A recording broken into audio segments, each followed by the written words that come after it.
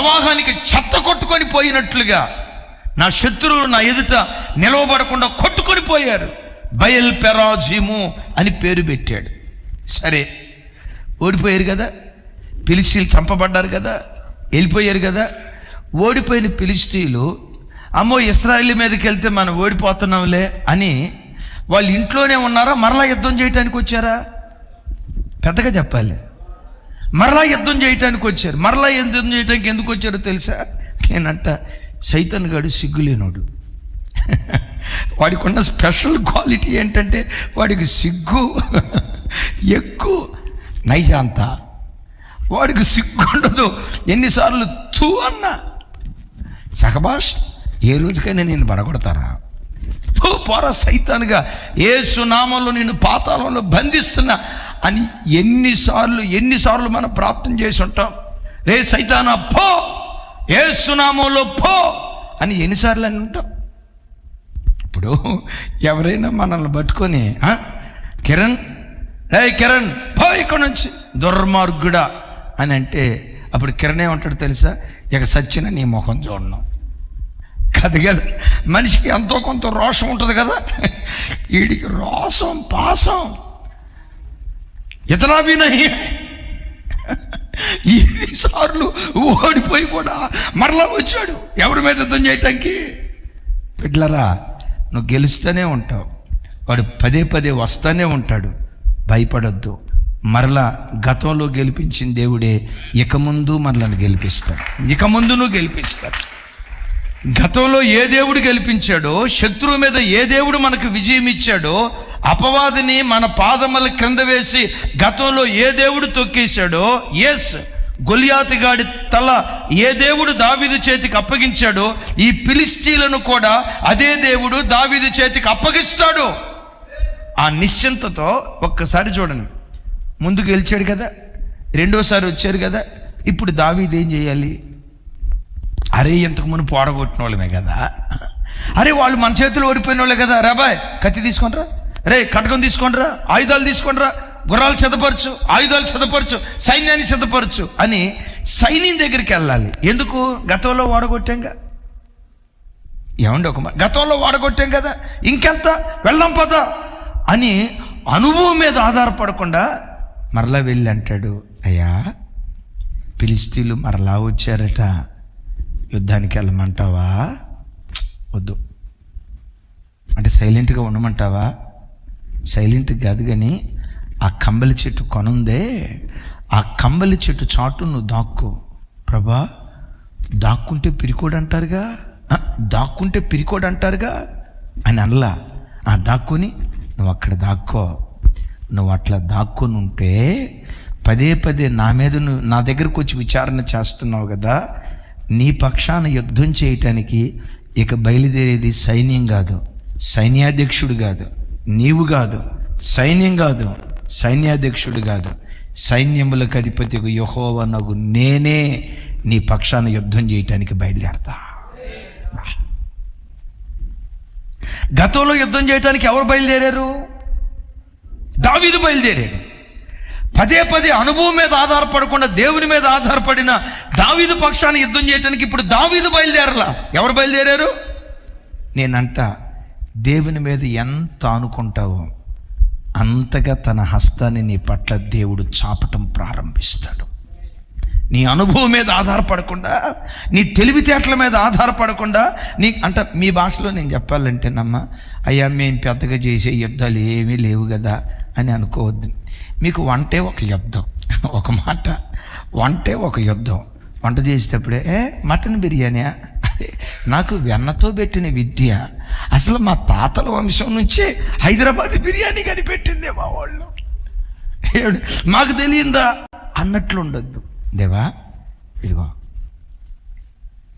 ఉప్పు వేసినట్లు కృపాసహితంగా రుచిగా అన్నావే, నేను చేసిన ఈ వంట ఎవరైనా తింటే ముద్ద నోట్లో పెట్టుకుంటే ఈ తల్లి చేతికి ఎంత మహిమ ఉందో, ఈ తల్లి చేతికి ఎంత మహిమ ఉందో అన్నట్లుగా అనుకోవాలి. ప్రభు వంట చేసే ప్రతిసారి ప్రార్థన చేసుకో. కొంతమంది వంట చేసేటప్పుడు అద్భుతం, ఉప్పు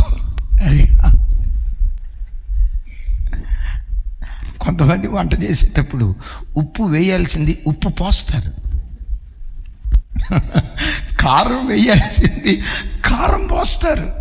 రాజశేఖరయ్య గారు ఒక చోట ఒక కూరకి ఏం పేరు పెట్టారో తెలుసా? తమ్ముడా, నేను పుట్టిన నాటి నుండి నేటి వరకు ఉప్పు కూర నేను తినలేదు తమ్ముడా అన్నారు. నాకు అర్థం కాక ఉప్మా, నాకు అర్థం కాక ఉప్మా అన్నారా ఉప్పు కూర అన్నారా? అయ్యా ఏమన్నారు? తమ్ముడా, నువ్వు అంతేమి అలర్ట్గా వినాల్సిన అవసరంలా, నువ్వు విన్నది కరెక్టే, నేను చెప్పింది కూడా కరెక్టే. ఏమయ్యా అన్నారు. భోజనాన్ని కూర్చొని అసలు స్టార్టింగ్లోనే లేచిపోయావండి. నేను కూడా కూర్చున్నా. ఏంటయ్యా అంటే, అయ్యా నా చిన్నతనం నుంచి వంకాయ కూర తిన్నా, టమాటా కూర తిన్నా, దోసకాయ కూర తిన్నా, ఎండు చేపల కూర తిన్నా.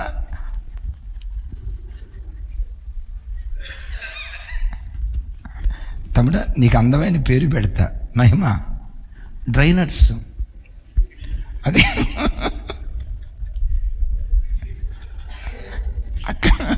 అదే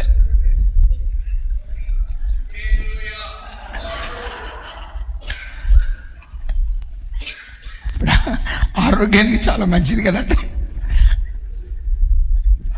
కదా. అదే డ్రై ఫ్రూట్ రా. అయ్యగారు చెప్తున్నా, తమ్ముడా నేను మటన్ కూర తిన్నా, చేపల కూర తిన్నా, కూరగాయలు తిన్నా, ఆకుకూరలు తిన్నా, చివరికి పాలక్ పన్నీర్ తిన్నా, కానీ జీవితంలో మొట్టమొదటిసారి ఉప్పుతో తయారు చేసిన కూర తిన్నా తమ్ముడా, అంతా ఉప్పే. అప్పుడు నేను మొద్దు నోట్లో పెట్టుకున్న తర్వాత, అయ్యగారు మీరే కాదు అయ్యగారు, నేను కూడా తిన్నాను అయ్యగారు. ఎత్తు అంటే అనుభవం మీద ఆధారపడకూడదు. ఎవరి మీద ఆధారపడాలి? తమ్ముడు, ఇప్పుడు నీ భాషలో చెప్తాను, మిల్లింగ్ మిషన్ రోజు తిప్పేదిగా, ఎట్లంటే ఆన్ అయిపోద్ది. అనుభవం మీద ఆధారపడకుండా, దేవా నా కృప ఇవ్వవా, నాకు ఆ తెలివి ఇవ్వవా, ఈ పని ఎలా చేయాలో పరిజ్ఞానం ఇవ్వవా అని దేవుని మీద ఆధారపడితే 4 గంటల్లో ముగించే పని 2 గంటల్లోనే ముగించే కృప దేవుడు అనుగ్రహిస్తాడు. ఎందుకో తెలుసా? ఎవరైతే అనుభవం మీద ఆధారపడకుండా దేవుని మీద ఆధారపడతారో వారి పక్షాన యుద్ధం చేయటానికి దేవుడు బయలుదేరతాడు. ఇది ప్రభు చిత్తమైతే దీని వివరం, ప్రభు చిత్తమైతే నేను మొగల్తూరులో 20వ తారీఖు మీటింగ్లో చెప్తాను. మంచిది. ఇప్పుడు వాళ్ళు నావికుడు మాట విన్నారా? నావికుడు మాట విన్నారు, ఓడ యజమానుని మాట విన్నారు. ఎవరి మాట వినలేదు? ఎందుకు వినలేదు అంటే అనుభవాన్ని ఆధారం చేసుకున్నారు, కానీ ఆత్మీయతను ఆధారం చేసుకోలేదు. ప్రతి క్షణం దేవుని మీద మనం ఆధారపడి బ్రతుకుదుము కాక. సరే, ఎంత జరిగింది కదా. ఆ తర్వాత జరిగిన మరొక మాట చెప్పి ఇక నేను ముగింపుకు వస్తాను. చూడండి, ఇక అది ఎక్కువసేపు చెప్పలేను, సమయం అయిపోవచ్చింది. 14వ వచనం, 14వ వచనం 15వ వచనం చూడు తమ్ముడు.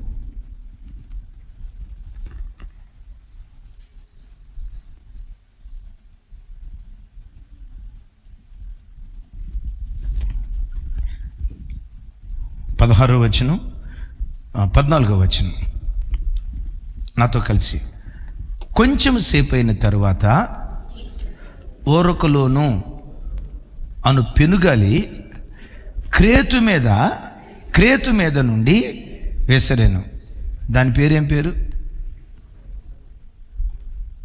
పేరేమో ఓరకలోను, కానీ ఉరకలెత్తుతుంది.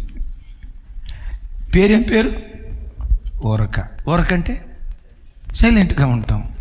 ఇది పేరేమో సైలెంటు, అది చేసే పని ఏమో వైలెంట్. నాకు భలే విచిత్రం అనిపించింది. దాని పేరేం పేరు? ఓరకలోను. అసలు పెనుగాలికి ఓరకలోను ఎట్టా పెట్టారండి? ఓరకలోను, ఓరకంటే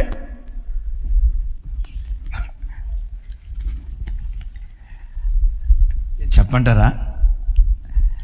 ఒకసారి నేను సేవకు వచ్చిన తొలిడి దినాల్లో ఒక అయ్యగారు చెప్పారు, నాన్న పలానా ఇంటికాడ శాంతి ఆ తల్లి ఉంటుంది, వాళ్ళ ఇంటికి వెళ్ళి ప్రార్థన చేసి రండి అని. ఆ తల్లి చెప్పింది, టెలిఫోన్ డబ్బా మా గల్లీలో ఎవరిని వచ్చినా శాంతి అంటే నా పేరు చెప్తారండి అని చెప్పింది. మొత్తానికి వెళ్ళాం. ఆ టెలిఫోన్ ఆయన దగ్గరికి వెళ్ళి, ఏమండి ఇక్కడ శాంతి అని ఉంది. మా గల్లీలో శాంతి అని పేరు ఎవరు లేరండి అన్నారు. లేదండి ఇట్లా అని చెప్తే, లేదు శాంతి అసలు ఆ పేరు కలిగిన వాళ్ళే లేరే. వాళ్ళకి 3 కూతుర్లండి, ఇదిగో ఇదండి, ఇదిగోండి వివరాలు చెప్పా. అప్పుడు ఆయన ఏమన్నాడు తెలుసా, అయ్యో ఆమె పేరు శాంతి, మరి మీరంతా ఏమని పెడతారయ్యా, అశాంతి అని పిలుస్తా. ఎందుకయ్యా? ఆయన ఏమన్నాడు తెలుసా, అశాంతి కాదు అసలు ఆమె పేరు టైగర్ టైగర్ టైగర్. ఈ మున్సిపాలిటీ వాటర్ వస్తుంది చూసారా, ట్యాంకర్ వస్తుంది చూసారా, ఆ ట్యాంకర్ వచ్చినప్పుడు బిందెతో 3వ ప్రపంచ యుద్ధం చేస్తుందండి. ఆమె వస్తుందంటే, బిందె పట్టుకొని వస్తుందంటే శాంతి వస్తుందను ఏమంటామో తెలుసా, టైగర్ వస్తుంది, టైగర్ వస్తుంది. ఈ పెనుగాలి పేరేంటి, ఊరక. చేసేది మాత్రం ఓడబ్రద్దలైపోయి అంత పరిస్థితికి అయిపోయింది. నా ప్రభు బిడ్డలారా, నీ పేరు కంటే నీ గుణం గొప్పగా ఉండాలి. నీ పేరు కంటే నీ గుణం గొప్పగా ఉండాలి. హల్లెలూయా. ఒక సైనికుడు ఫుల్గా నిద్రపోతున్నాడంట. అలెగ్జాండర్ వెళ్ళి, సైనికుడు నిద్రపోవటం అనేది ఎంత ప్రమాదం అంటే అంత ప్రమాదం రా, దేశ భద్రత నీ చేతిలో ఉందిరా, నువ్వు గనక నిద్రపోతే దేశం అన్యాక్రాంతం అయిపోద్దిరా, నీలాంటి సైనికుడు అని చెప్పి వీడికి డిస్మిస్ నోటీస్ చేసేద్దామని. ఎంతకి నీ పేరేం పేర్రా, ఏనండి ఎంతకి నీ పేరేం పేర్రా అని అలెగ్జాండర్ గారు అడిగాడట ఆయన్ని. ఆయన నిలబడి, నా పేరు అలెగ్జాండర్ అండి అన్నాడట. ఈయన అన్నాడట, ఒరే నా పేరు అడగట్లా, నీ పేరు నీ పేరు నీ పేరు అడుగుతున్నా, నీ పేరేం పేర్రా. ఆయన అన్నాడట, నేను చెప్పేది కూడా నా పేరే సార్, పేరన్నా మార్చుకో, బుద్ధి అన్నా మార్చుకో. దీని పేరేంటి, ఓరకలోను ఉరకలెత్తుతుంది, పేరేమో ఓరకుండేది. దైవజనమ, అలాంటి పరిస్థితుల్లో వాళ్ళు ఏం చేశారో ఒకసారి చూడండి ఆ మాటలు. పెనుగాలి క్రేతు మీద నుండి విసిరేను. 15, దానిలో ఓడ చిక్కుకొని గాలికి ఎదురు నడవలేకపోయినందున ఎదురు నడిపించటం మాని గాలికి కొట్టుకొని పోతిమి. ఇక్కడ ఆగుదాం. నాతో కలిసి చెప్పండి, గాలికి ఎదురు నడవలేకపోయినందున ఎదురు నడిపించటం మాని గాలికి కొట్టుకొని పోతిమి. నా ప్రభు బిడ్డలారా, మనం చనిపోయే ఆఖరి క్షణం వరకు ఎప్పుడు మన బ్రతుకులో పోరాటాలు ఎదురవుతూనే ఉంటాయి. పోరాటాలకు ఎప్పుడు నువ్వు భయపడద్దు, పోరాటాలను చూసి ఎప్పుడు కలవరపడద్దు. నా వల్ల కాదులే, ముందుకు సాగలేనులే, ఇది నేను చేసేది కాదులే, నా సామర్థ్యానికి మించిందిలే అని ఎదుర్కొంటున్న పోరాటాన్ని చూసి ఎప్పుడు నువ్వు భయపడద్దు. ఎన్ని ప్రవాహాలు నీ మీద పొంగి పొర్లుతున్నా, దేవా ముందుకే సాగిపోయే కృప నాకు దయచేవా, ఈ ప్రవాహానికి ఎదురొడ్డి నిలవబడి ఈదుకుంటూ ప్రవహించే సామర్థ్యం నాకు దయచేవా. దేవుని సన్నిధిలో సామర్థ్యాన్ని నువ్వు కోరుకుంటే ఎన్ని పోరాటాలను ఎదుటున్నా దూసుకుంటూ ముందుకెళ్ళే కృప దేవుడు అనుగ్రహిస్తాడు. ఎప్పుడు పోరాట భూమిలో నుంచి నిష్క్రమించొద్దు. ఆమెన్. కీర్తనలో ఒక స్థలంలో రాసి ఉంటుంది, వినండి పర్వాలేదు. ఎఫ్రాయిము జవుకిచ్చిన విల్లు కలిగిన వాడై ఎఫ్రాయిము వెనుదిరిగి పారిపోయాడట. ఏం చేశాడు? యుద్ధానికని వచ్చాడు, చూస్తున్న పోరాటాన్ని చూసి వెనుదిరిగి పారిపోయాడట. జీవితంలో చనిపోయే ఆఖరి క్షణం వరకు ఎప్పుడు బ్రతుకులో పోరాటాలు ఎదురవుతూనే ఉంటాయి. పోరాటాలను చూసి భయపడొద్దు. నా వల్ల కాదులేండి, వీళ్ళు ఇంతేలేండి, వాళ్ళు అంతేలేండి. పోరాటాలను చూసి ఎప్పుడు నిష్క్రమించొద్దు. పోరాట భూమిలో నిలవబడితే చాలు, నా ప్రభు నీ ప్రక్కన నిలవబడి ఆయన నీ పక్షాన ఆట ఆడటం ప్రారంభిస్తాడు. నువ్వు జస్ట్ ఊరక నిలవబడు. ఓరకలోను పెనుగాలు వచ్చిందే, ఆ ఓరకలోను పెనుగాలు నీ మీద విసురుతూ ఉన్నప్పుడు దేవుని సన్నిధిలో ఓరక నిలిచుండు, నీ పక్షాన దేవుడు యుద్ధం చేయటం ప్రారంభిస్తాడు. Praise the lord. ప్రవాహాలు రాకుండా ఆపే నాయనా అని అనొద్దు. అడుగు ఒక మాట, అయ్యా ఈ ప్రవాహాలను ఎదుర్కొనే ధైర్యం నాకు దయచేవా, ఈ ప్రవాహాలను ఎదుర్కొనే సామర్థ్యం నాకు దయచేవా. ప్రవాహాలకు ఎదురీదే వ్యక్తులుగా మనం బ్రతుకుదుంగాక. ఇప్పుడు భయంకరమైన ప్రవాహాలు వచ్చాయి. ఈ ప్రవాహాల తాకిడి కంటే ప్రవాహాల తాకిడికి కొండ చిలువలు కొట్టుకొని పోతాయి, కొండలు కొట్టుకొని పోతాయి. చివరికి లోతైన వేర్లు కలిగిన మర్రి చెట్లు కూడా ఓడలతో సహా వేర్లతో సహా పికిలించబడి ప్రవాహ దాటికి నిలవబడలేక కొట్టుకొని పోతాయి. ప్రవాహ దాటికి నిలవబడి ఎదురుతూ ప్రయాణం చేయగలిగే రెండు జీవరాశులు. ఒకటి అమ్మా అది ప్రవాహానికి ఎదురు నిలవబడి ప్రవాహానికి ఎదురుగా ప్రవాహానికి ఎదురుగా ఈదుకుంటూ వెళ్ళగలిగే శక్తి ఈ సృష్టిలో చిన్న చేప పిల్లకుంది. చిన్న చేప పిల్లకి తెలుసా? అరే కొండ చిలువ నిలవబడలేకపోయిందండి, మర్రి చెట్టు నిలవబడలేకపోయిందండి, కొండలు కూడా కొట్టుకొని పోయినాయి. కానీ విచిత్రం, ఆ చిన్న చేప పిల్ల ప్రవాహానికి ఎదురు నిలవబడి ప్రవాహానికి ఎదురు ఈదుకుంటూ వెళ్తుంది. ఆ రోజుల్లో ఆదిమ సంఘానికి ఆదిమ భక్తులు ఏ సింబల్ వాడారో తెలుసా? ఆదిమ కాలంలో క్రిస్టియానిటీ ప్రారంభమైన ఆ కాలంలో క్రైస్తవ్యానికి గుర్తుగా దేన్ని వాడారో తెలుసా? చాపను వాడారు. ఎందుకు చాపను వాడారో తెలుసా? క్రైస్తవుడి బ్రతుకులో చనిపోయే వరకు పోరాటాలు వస్తాయి. యేసు ప్రభు వారు అన్నారు కదా, అభ్యంతరములు రాక మానవు. ఏమన్నారు?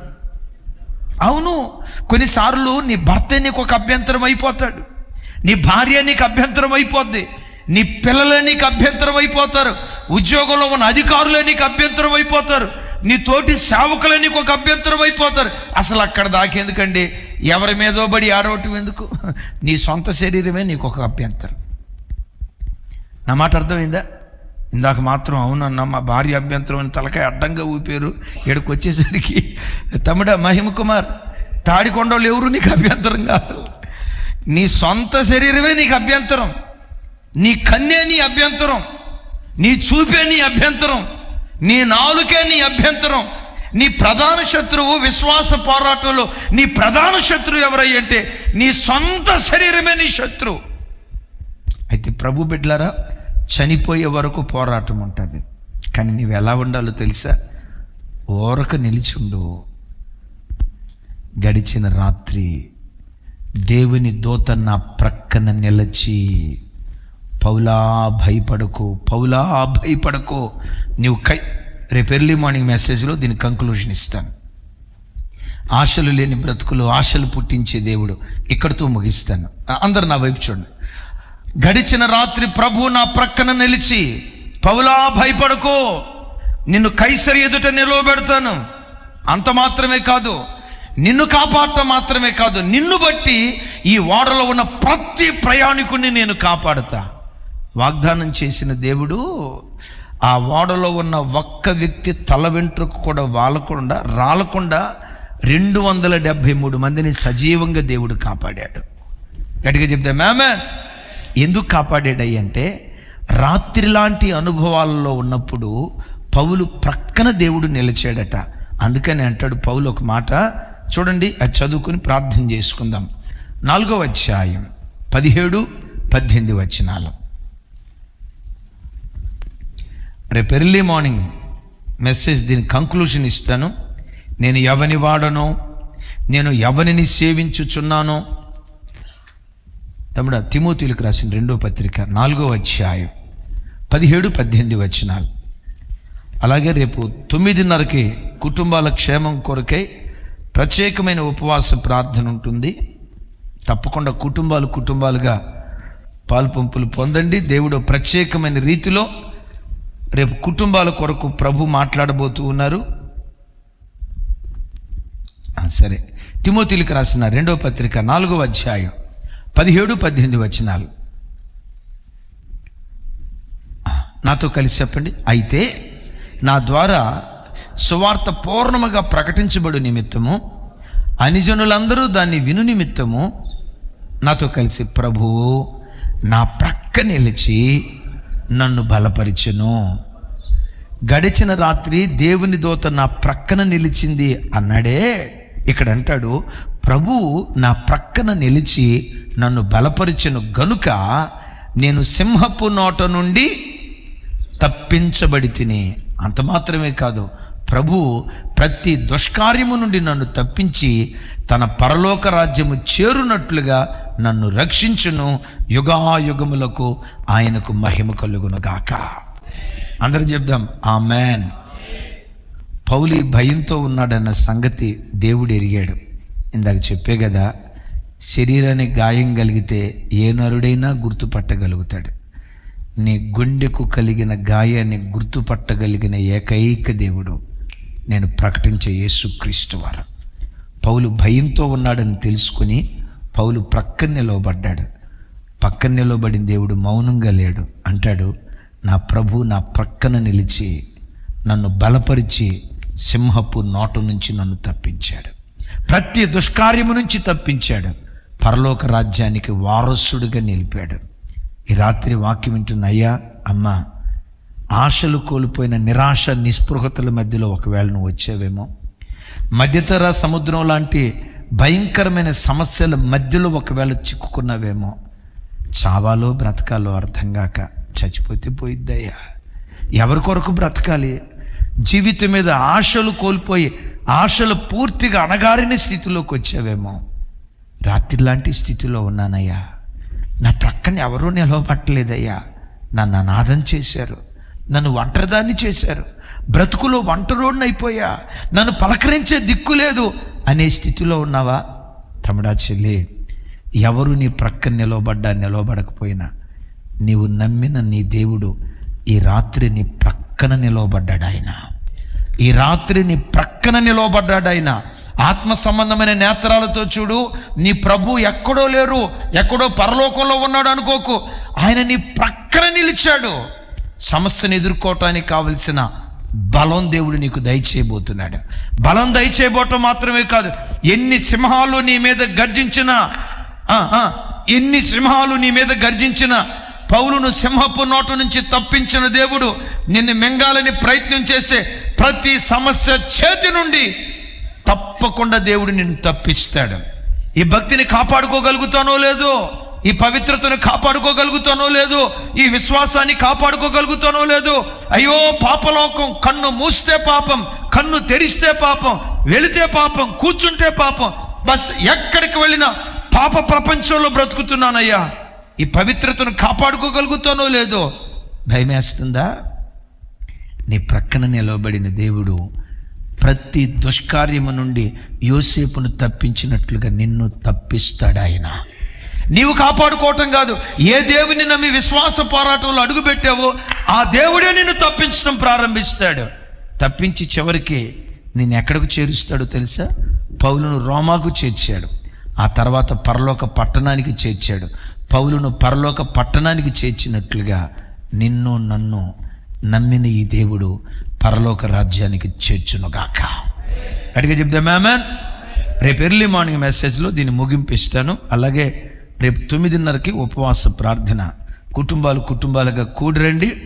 రేపు ఉపవాస ప్రార్థనలో జూమ్లో జాయిన్ అయిన వాళ్ళందరితో, ముగింపులో అందరితో నేను మాట్లాడతాను. అందరూ కళ్ళు మూసుకుందాం. ఒక్క నిమిషం అందరం కళ్ళు మూసుకుందాం. రాత్రి ప్రభు నా ప్రక్కన నిలిచి, నేను ఎవరిని సేవించుచున్నానో, నేను ఎవరిని వాడనో, ఆ దేవుడు నా ప్రక్కన నిలిచి, పౌలా భయపడుకో, నువ్వు కైసరి ఎదుట నిలుస్తావు, నేను క్షేమకరంగా తీసుకొని వెళ్తాను.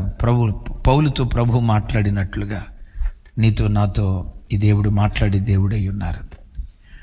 ప్రజలందరూ శరీరానికి కలిగిన గాయాన్ని గుర్తుపట్టారేమో, దేవుడు గుండెకి కలిగిన గాయాన్ని గుర్తుపెట్టేవాడు. ఆయన మీద విశ్వాసంతో సాగిపోదాం. తండ్రి మీకు స్తోత్రాలు. మాతో మీరు మాట్లాడిన శ్రేష్టమైన మీ మాటలకై వందనాలు. మీ సన్నిధిలో ప్రాధేయపడుతూ ప్రార్థన చేస్తున్నాను. ఈ వాక్యం ప్రతి హృదయ క్షేత్రంలో ఫలించాలి, ప్రతి హృదయ క్షేత్రంలో నాటబడాలి, ప్రతి హృదయ క్షేత్రంలో స్థిరపడాలి. ఆశలు లేని మా బ్రతుకులో ఆశలు పుట్టించే ఆశాజ్యోతిగా నీవు ఉన్నందుకు స్తోత్రం. యేసు నామం పేరిట ప్రార్థించి స్తుతించి పొంది ఉన్నాం తండ్రి. తండ్రి అయిన దేవుని ప్రేమ, కుమారుడైన యేసుక్రీస్తు వారి దివ్య కృప, పరిశుద్ధాత్మ దేవుని సహవాసం మనకు సకల పరిశుద్ధులకు సదా తోడై ఉండి నడిపించునుగాక. ఆమేన్, ఆమేన్. Thank you. అందరికీ ప్రభు పేరిట వందనాలు. మందిరానికి వచ్చిన బిడ్డలందరికీ ప్రభు పేరిట వందనాలు. అలాగే జూమ్లో ఉన్న వాళ్ళకి అందరికీ, జూమ్లో ఉన్న బిడ్డలందరికీ, అలాగే యూట్యూబ్ లైవ్లో ఉన్న బిడ్డలందరికీ ప్రభు పేరిట శుభాలు. రేపు 5 గంటలకి ఈ వర్తమానం యొక్క కంక్లూజన్ ఇస్తాను. అగైన్ రేపు 9:30కి మనకి ఈ నూతన సంవత్సరం కుటుంబాల క్షేమం కొరకై ప్రత్యేక ఉపవాస ప్రార్థన. అవకాశం ఉంటే అందరూ ఉపవాసం ఉండి ప్రార్థనలో పాలుపంపులు పొందండి. పిల్లలను కూడా ఈ ఉపవాస ప్రార్థనలో పాలుభాగస్తుల్ని చేయండి. విశేషంగా బైబిల్లో ఒక అద్భుతమైన కుటుంబం, ఇజ్రాయేలీలకు పాఠం నేర్పుతున్నాడు. ఆ కుటుంబం ద్వారా, వాళ్ళు ఇజ్రాయేలీలు కాదు, అన్ని కుటుంబం, వాళ్ళ కుటుంబాన్ని గురించి దేవుడు మాట్లాడుతూ ఆ కుటుంబీకులు చేసుకున్న తీర్మానాల గురించి ఈ 2026 సంవత్సరంలో మన కుటుంబాలు కూడా ఓ 10 తీర్మానాలు చేసుకుంటే మంచిదని. ఎలాంటి తీర్మానాలు చేసుకుంటే మంచిది? తీర్మానాన్ని ఇంగ్లీష్లో రెజల్యూషన్ అని అంటారు, చూసారా? ఆ తీర్మానం, ఏ తీర్మానాలు చేసుకుంటే ఒక 10 ప్రాముఖ్యమైన తీర్మానాలు వర్తమానం మనం వినబోతున్నాం. అయితే వర్తమానం కొరకు రావద్దు దయచేసి, దానికి ముందు మనం ప్రార్థన చేస్తూ ఉంటాం. వర్తమానం యూట్యూబ్లో అప్లోడ్ చేస్తే ఎప్పుడైనా వినొచ్చు, కానీ ప్రార్థన ఎప్పుడైనా చేయలేం కదా. లైవ్ ఇచ్చేటప్పుడే మనం ప్రార్థన చేయగలుగుతాం. తప్పకుండా 9:30 లోపు షార్ప్గా లైవ్లోకి రండి. దేవుడు మన కుటుంబాల్లో గొప్ప ఉజ్జీవాన్ని పుట్టించునుగాక.